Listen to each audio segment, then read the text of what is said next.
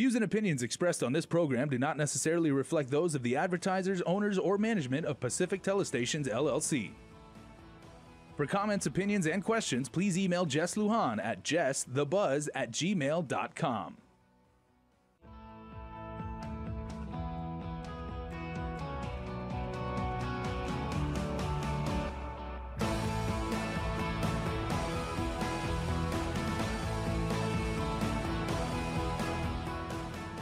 The Buzz with Jess Lujan.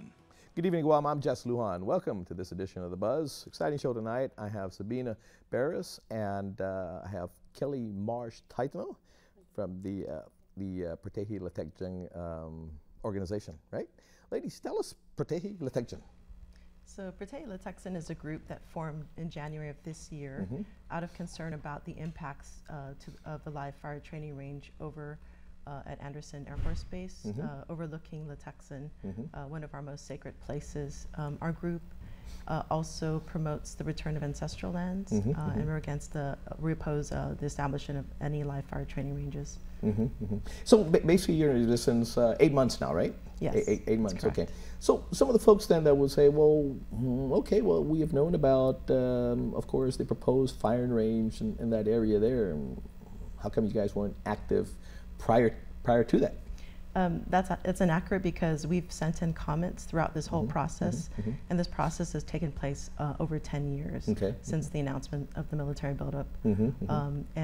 So this latest organization of our group basically came out of two things.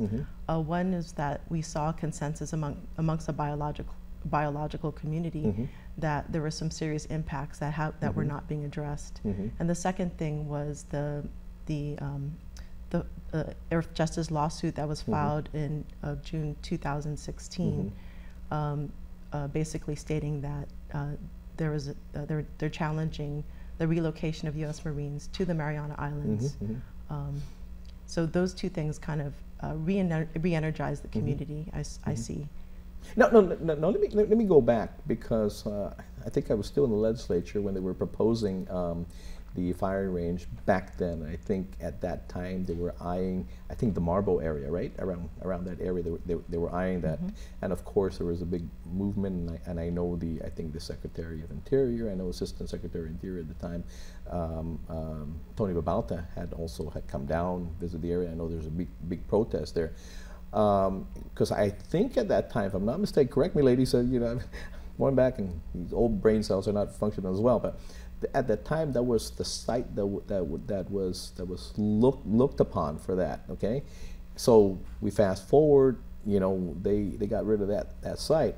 So obviously if they were looking at sites for a training or a shooting range area, basically, Letekjan was not necessarily their first choice.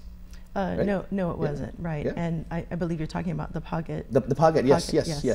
Yeah, so out of that fight, there was an agreement between Governor Calvo and Department of Defense, stating that they were not supposed to go beyond, they weren't supposed to gain any more land that they already controlled. It's a no net gain clause.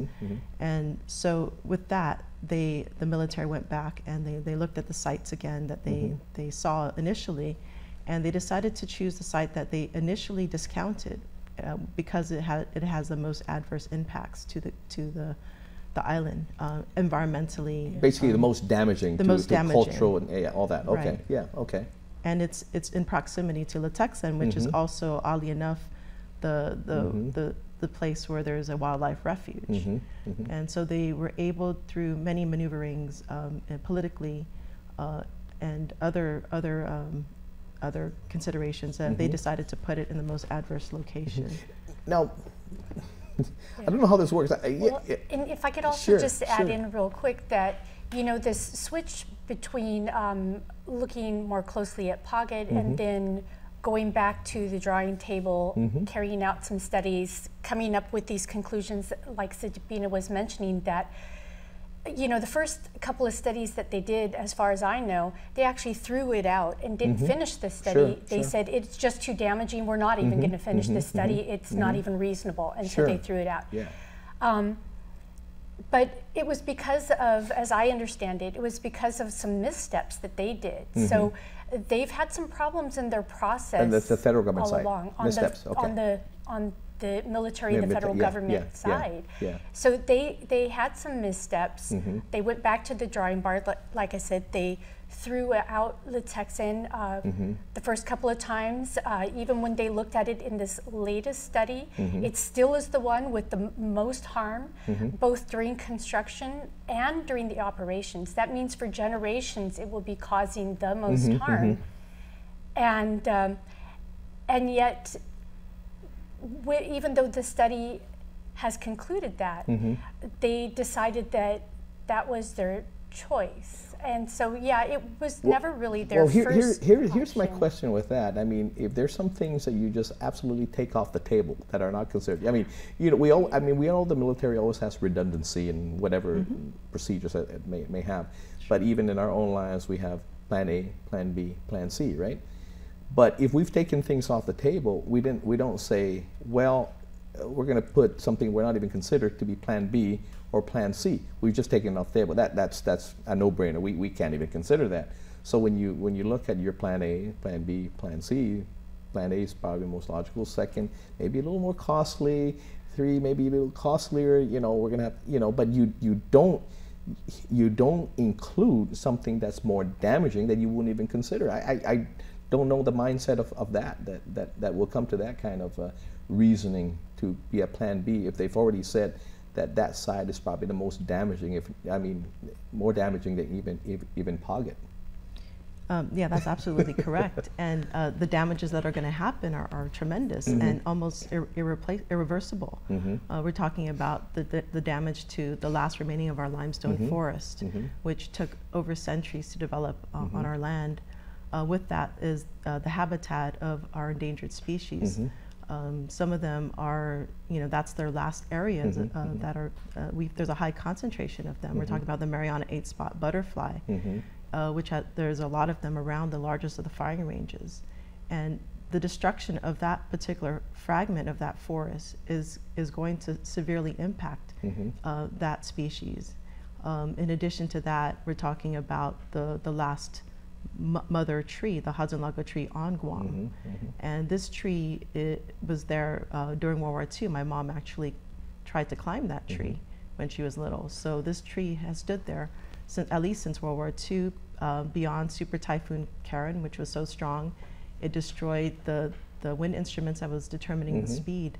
It withstood Super Typhoon Chataan Pangsangwa, Storm Dolphin. And now they want to put a firing range that they're going to shoot almost 7 million bullets a year next to it. And now some hand grenades is the new twist. I'm hearing that now hand grenades are included? No. Yeah, no, this was quite a surprise to me. But, I want to emphasize also that when they see, if you look at that map, it's all littered with, or bespeckled or bespotted, whatever term you want to use, with all of the known sightings of the Mariana fruit bat, the Mariana 8-spot butterfly, and as you notice, these are all labeled as Mariana or Guam specific. They are native to or endemic, meaning they are found nowhere else in the world. They don't exist anywhere else. And so when we're talking about our last handful of them, and that they're all throughout those areas, they didn't put it to the side, they didn't look at somewhere else. They just said, we're going to dig up their plants and move them, and I'm not sure exactly if they're catching the butterflies or hoping the butterflies catch on to the ideas that the plants are now somewhere else. Or self-extinct. But for that Hudson Lago that Sabina is referring to, again, they didn't move the range or pick another location. There is literally, if you look at it closely enough, a notch. So they have the berm, and then there's going to be a notch in it. So, that is how close. It is part of the range, essentially. And what's important to remember is that area was set aside as a conservation area.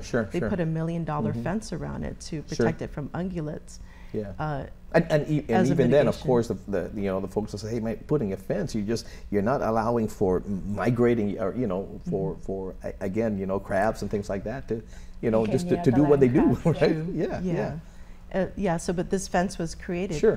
to hopefully create an area where they can reintroduce some of our bird species that have gone extinct in the wild. So the crow is one of them, the seahek, the Guam Micronesian kingfisher. The cocoa. The cocoa even. So they set aside this area as a conservation area, and now they're going to destroy it. And this is basically an agreement that they made previously with the U.S. Fish and Wildlife Service for another project, the ISR Strike. So, I mean, how can we trust as far as what they're going to say as far as mitigations are concerned? Because this project has its own mitigation. And they talk about how they're going to enhance the species. But how can we believe that? They're literally bulldozing through that prior mitigation. Sure. And so, you know, we feel mitigation really is not sufficient to protect our very last species. And I want to talk more about their mitigation, because they're very strong, or supposedly their argument in regards to mitigation, their buffer zone and all that. I said, buffer zone? But